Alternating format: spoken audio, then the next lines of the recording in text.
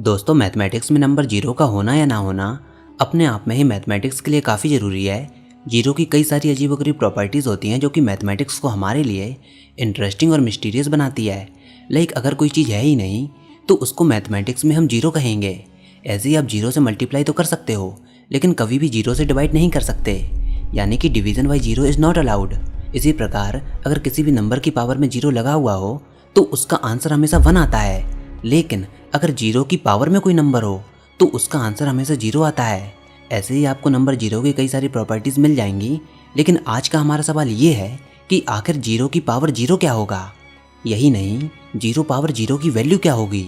आप में से कई सारे लोग इसको अनडिफाइंड कहेंगे, जो कि काफ़ी हद तक सही भी है, लेकिन फिर भी इसको हम थोड़ा डिटेल में जानने की कोशिश करेंगे कि आखिर अगर ये अनडिफाइंड है तो इसके पीछे का कारण क्या है। तो दोस्तों, जुड़े रहिए हमारे साथ इस वीडियो में, जिसमें आज हम जीरो पावर जीरो की मिस्ट्री को जानेंगे।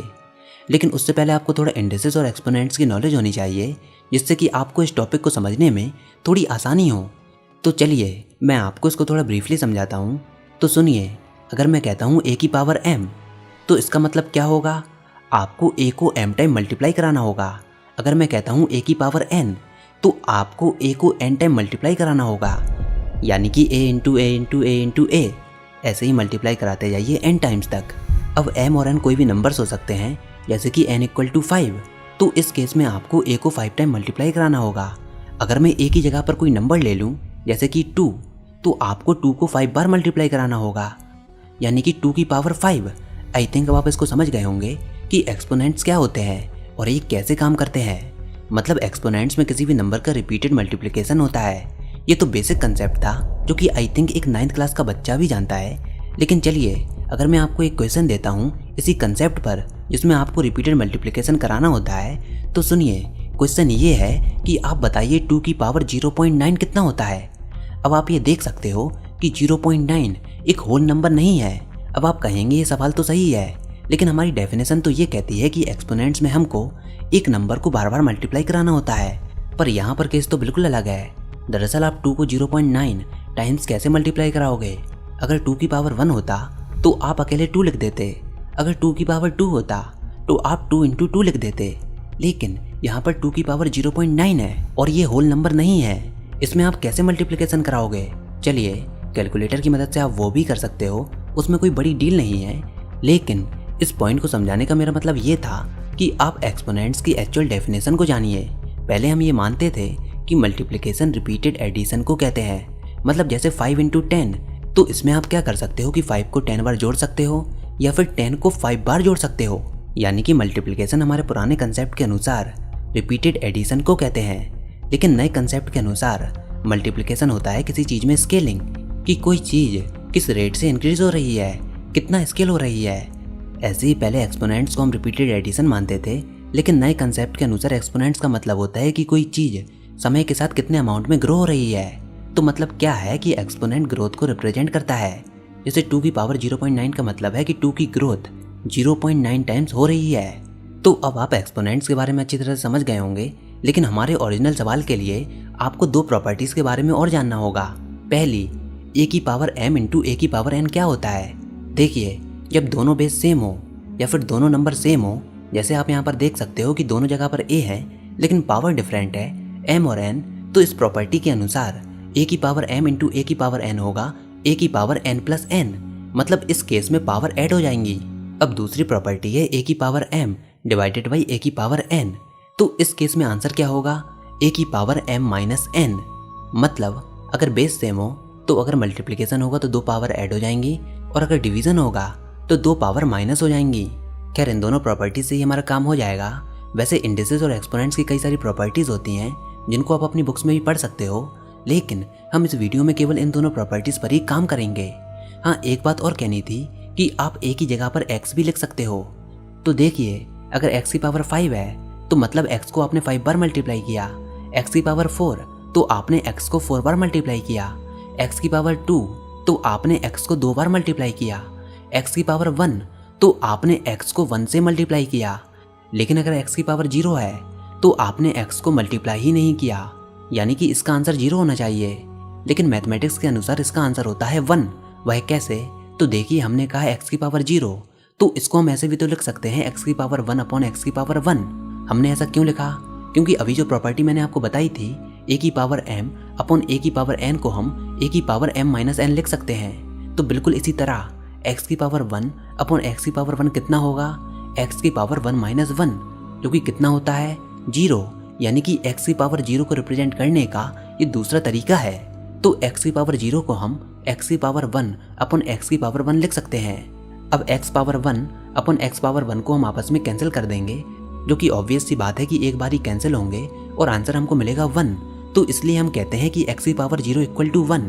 अब x की जगह पर कोई भी नंबर हो सकता है, जैसे 5 की पावर 0 इक्वल टू 1, 100 की पावर 0 इक्वल टू 1। कोई भी डेसिमल हो सकते हैं, जैसे 8.9 की पावर 0 इक्वल टू 1, 1.5 की power 0 equal to 1। In fact fractions भी हो सकते हैं, 1 अपॉन 5 की पावर 0 इक्वल टू 1। मतलब कुल मिलाकर किसी भी नंबर की पावर 0 इक्वल टू 1। तो बिल्कुल इसी कंसेप्ट से 0 की पावर 0 भी 1 ही होगा। बट आप अपने आप से पूछिए कि क्या ये सही है? क्योंकि हम ये जानते हैं कि 0 की पावर समथिंग हमेशा 0 होता है, यानी कि 0 की पावर 3 इक्वल टू 0, 0 की पावर 100 इक्वल टू 0। इसी प्रकार से अगर 0 की पावर 0 है तो उसका आंसर भी 0 होना चाहिए। तो आखिर ये पैराडॉक्स किस प्रकार का है? एक तरफ 0 पावर 0 1 आ रहा है और दूसरी तरफ 0 पावर 0 0 आ रहा है। तो आखिर इसका सही आंसर क्या है? 0 पावर 0 1 है या फिर 0? हमको नहीं पता। मैथमेटिक्स में हम इसको बोलते हैं अनडिफाइंड। मतलब 0 पावर 0 एक ऐसे नंबर को डिनोट करता है जिसको इस दुनिया में कोई भी डिफाइन नहीं कर सकता। तो कुल मिलाकर हम ये कहते हैं कि 0 पावर 0 अनडिफाइंड होगा। लेकिन जरा रुकिए, आई नो आप लोग केवल यहीं तक नहीं रुकने वाले, क्योंकि आप में से कुछ क्लेवर स्टूडेंट ऐसे भी होंगे जो कि इस चीज़ को डिफाइन करने की कोशिश करेंगे, और इस अनडिफाइंड चीज़ों को डिफाइन करने के उनके पास कई सारे अजीबोगरीब तरीके भी होंगे, जो कि आई नो आप सब एक दूसरे को कमेंट सेक्शन में लिखकर जरूर बताएंगे। लेकिन चलिए मैं आपके काम को थोड़ा आसान कर देता हूँ। हम क्या करते हैं कि इसको डिफाइन करने की कोशिश करते हैं अलग अलग लोगों के पॉइंट ऑफ व्यू से। लाइक एक स्टूडेंट के अनुसार क्या होगा, एक टीचर के अनुसार क्या होगा, या फिर एक मैथमेटिशियन के अनुसार क्या होगा। तो सबसे पहले एक क्लेवर स्टूडेंट, एक चालाक बच्चा जिसको मैथमेटिक्स को मॉडिफाई करना अच्छा लगता है लेकिन उसके बेसिक कंसेप्ट थोड़े से कमज़ोर होते हैं। तो उसके अनुसार क्या होगा? x की पावर 0 को x की पावर 1 माइनस 1 लिखा जा सकता है, जिसको ऑब्वियसली x की पावर 1 अपॉन x की पावर 1 लिख सकते हैं। अब सिंपली x की जगह पर हम 0 पुट कर देंगे तो 0 अपॉन 0 हो जाएगा, और 0 को 0 से कैंसिल कर देंगे तो आंसर हमको 1 मिल जाएगा। ये पहले टाइप के क्लेवर स्टूडेंट थे। अब उससे भी चालाक स्टूडेंट यहाँ पर क्या कहेंगे कि डिवीजन बाई 0 मैथमेटिक्स अलाउ नहीं करता, इसलिए जो लास्ट स्टेप आपने किया है वो बिल्कुल गलत है। तो उनके अनुसार क्या होगा? वो इसको 0 पावर x के साथ प्रोसीड करेंगे। तो 0 पावर x में हम x की जगह पर 1 प्लस कर देंगे और 1 माइनस कर देंगे, यानी कि 0 power 1 plus x minus x। सिर्फ उन्होंने फॉर्म को मॉडिफाई किया। अब 0 पावर 1 प्लस x माइनस 1 को 0 power 1 into 0 power x minus 1 भी लिख सकते हैं, जिसको सॉल्व करने पर हमको आंसर मिलेगा 0, और जो सही भी है क्योंकि 0 टाइम समथिंग हमेशा 0 ही होता है। यानी कि अगर हम किसी को 0 से भी मल्टीप्लाई करते हैं तो आंसर हमेशा 0 ही आता है, जो कि सही भी है। तो उनके अनुसार 0 पावर 0 इक्वल टू 0 ही होगा। अब बारी आती है मोस्ट क्लेवर स्टूडेंट की, हमारे पिछले 2 कैटेगरी के स्टूडेंट से भी ज़्यादा चालाक कैटेगरी के स्टूडेंट। उनके अनुसार क्या होगा कि पिछला वाला स्टेप भी गलत होगा, क्योंकि अगर आप x की जगह पर 0 पुट कर दो तो 0 पावर x माइनस 1 में जब आप x की जगह पर 0 पुट करोगे तो वो हो जाएगा 0 पावर माइनस 1, और 0 पावर माइनस 1 को आप 1 अपॉन 0 भी लिख सकते हो। और ये क्या, फिर से आपने गलती से डिवीजन बाई 0 को अलाउ कर दिया, जो कि मैथमेटिक्स बिल्कुल भी अलाउ नहीं करती। तो सबसे क्लेवर स्टूडेंट्स इसको बिल्कुल अलग ही कंसेप्ट से प्रोसीड करेंगे। वो इसमें लिमिट्स के कंसेप्ट को यूज करेंगे। वो कैसे? देखिए, हम एक फंक्शन इमेजिन करते हैं x पावर x, इस तरह से कि x की लिमिट 0 को अप्रोच कर रही है। तो हम क्या कर सकते हैं? हम लिखेंगे limit x tend to 0 x की पावर x। अब हम क्या करेंगे? यहाँ पर एक्सपोनेंशियल और लॉग को इंट्रोड्यूस करेंगे, तो हो जाएगा limit x tend to 0 exponential log x की power x।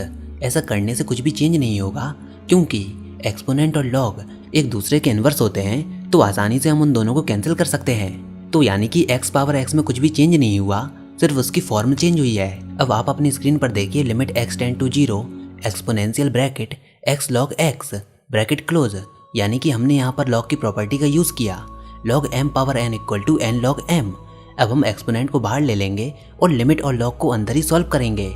Exponential limit x tend to 0 x log x, x को हम डिनोमिनेटर में ले जाएंगे तो हो जाएगा log x upon x power -1।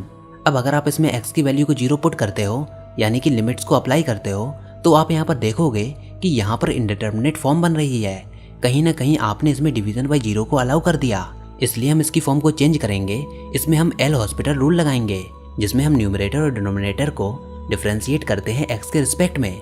तो अब आप देखिए limit x tend to 0 dy dx of log x upon dy dx of 1 upon x। तो जब आप इसको पूरा सॉल्व कर लोगे तो जो फाइनल आंसर आएगा वो होगा exponential limit x tend to 0 minus x। अब हम इसमें लिमिट्स को अप्लाई कर सकते हैं क्योंकि ये इनडिटरमिनेट फॉर्म नहीं है, तो लिमिट को अप्लाई करने पर हमको आंसर मिलेगा एक्सपोनेंशियल 0 यानी कि e की पावर 0। और क्योंकि e एक नंबर होता है तो उसकी पावर 0 मतलब क्या, उसका आंसर होगा 1, क्योंकि किसी भी नंबर की पावर में अगर 0 हो तो उसका आंसर हमको 1 मिलता है। ऐसे ही e की पावर 0 इक्वल टू 1 होगा। तो फाइनली हम ये कह सकते हैं कि limit x tend to 0 x की पावर x इक्वल टू 1 होता है। इसका मतलब क्या है कि 0 की पावर 0 1 ही होगा। अब इस पर एक स्कूल टीचर ये कहेंगे कि x पावर x 1 को अप्रोच करता है जैसे जैसे उसकी वैल्यू 0 के क्लोज जाती है, लेकिन इसका मतलब ये नहीं कि इससे ये प्रूव हो जाता है कि 0 पावर 0 1 होता है, क्योंकि लिमिट्स हमको ये कहते हैं कि x की वैल्यू 0 के काफ़ी क्लोज है लेकिन 0 नहीं है। और 0 के क्लोज होना और बिल्कुल 0 होना ये दोनों अलग अलग बातें हैं और दोनों बिल्कुल डिफरेंट हैं। x पावर x 1 को अप्रोच करता है 0 के क्लोज, लेकिन इसका मतलब ये नहीं कि 0 पावर 0 को हम 1 लिख सकते हैं। तो एक स्कूल टीचर के अनुसार 0 पावर 0 अनडिफाइंड होगा, मतलब उसकी कोई भी एक फिक्स वैल्यू नहीं होगी, वो अनडिफाइंड है। अब देखिए एक कैलकुलस टीचर यहाँ पर क्या कहता है। ऑफ कोर्स इसके लिए आपको थोड़ी लिमिट्स और कैलकुलस की नॉलेज होनी चाहिए। तो एक कैलकुलस टीचर के अनुसार क्या होगा, जब सारे x 0 से बड़े होंगे तो हम ये जानते हैं 0 पावर x 0 होता है, मतलब हम ये लिख सकते हैं कि limit x tend to 0 0 power x equal to 0, क्योंकि 0 की पावर में अगर कोई नंबर है तो उसकी वैल्यू 0 ही होती है। तो हम ये भी कह सकते हैं कि जब x की वैल्यू 0 के काफ़ी क्लोज होगी, मतलब 0 को अप्रोच कर चुकी होगी, तो 0 पावर 0 0 ही होगा। लेकिन वहीं दूसरी ओर हम ये भी जानते हैं कि y पावर 0 इक्वल टू 1 होता है। कंडीशन ये है कि y की वैल्यू 0 नहीं होनी चाहिए, क्योंकि किसी भी नंबर की पावर अगर 0 है तो उसकी वैल्यू 1 ही होती है। अब इसको हम लिख सकते हैं कि limit y tends to 0 y power 0 equal to 1, मतलब जैसे जैसे y 0 के काफ़ी क्लोज हो जाएगा तो उसकी वैल्यू 1 पर ही जाकर रुकेगी। तो अगर हम एक फंक्शन डिफाइन करें x, y equal to y power x, तो इस फंक्शन का डिसकंटिन्यूटी पॉइंट 0, 0 पर होगा। मतलब अगर हम 0, 0 पर x इक्वल टू 0 से अप्रोच करें तो उस केस में limit y tends to 0 function 0, y की वैल्यू 1 होगी। लेकिन अगर हम y इक्वल टू 0 वाली लाइन से पहुंचते हैं तो उस केस में उसकी वैल्यू 0 होगी। इसलिए हम ये कह सकते हैं कि limit x, y tends to 0 y power x की वैल्यू उस डायरेक्शन पर डिपेंड करेगी जहाँ से आप उस लिमिट को लेते हो। मतलब यहाँ पर कोई भी ऐसा तरीका नहीं है जिससे आप ये डिफाइन कर दो कि 0 पावर 0 फंक्शन x, y को कंटिन्यूस बना दे। लेकिन अब एक मैथमेटिशियन के अनुसार 0 पावर 0 को 1 ही होना चाहिए, क्योंकि ये मैथमेटिक्स में काफ़ी यूज़फुल है। वो क्यों, वो अभी मैं आपको दिखाता हूँ। लेकिन उससे पहले आप इस टेबल को देखिए। इसमें आप ये देख सकते हो कि 1 power 1 equal to 1, 0.9 power 0.9 equal to 0.909। ऐसे ही आप देखते जाइए 0.4 पावर 0.4 तक वैल्यूज़ लगातार डिक्रीज कर रही हैं। तो उस बेसिस पर आप ये कह सकते हो कि 0 पावर 0 की वैल्यू 0 को अप्रोच करनी चाहिए। लेकिन जब आप 0.3 पावर 0.3 के बाद से वैल्यू देखते हो तो जैसा कि आप इस टेबल में देख सकते हो कि उसकी वैल्यू फिर से लगातार इंक्रीज कर रही हैं, 1 की तरफ अप्रोच कर रही हैं। लाइक 0.001 पावर 0.001 की वैल्यू होती है 0.99। मतलब आपने यहाँ पर देखा कि वैल्यूज़ तो पहले लगातार डिक्रीज कर रही थी, लेकिन फिर वो एक्सपोनेंशियली इंक्रीज कर रही हैं 1 की तरफ। तो अगर आप इस पैटर्न को कंसीडर करो तो एक मैथमेटिशियन के अनुसार 0 पावर 0 1 होना चाहिए, क्योंकि इस टेबल के अनुसार वैल्यूज़ 1 को अप्रोच कर रही हैं। चलिए 0 पावर 0 इक्वल टू 1 पुट करने से कहाँ पर बेनिफिट होता है हम वो देखते हैं। अब आप बाइनोमियल थ्योरम को कंसीडर कीजिए a plus b power x equal to summation k equal to 0 to infinity x के a की पावर k into b power x minus k।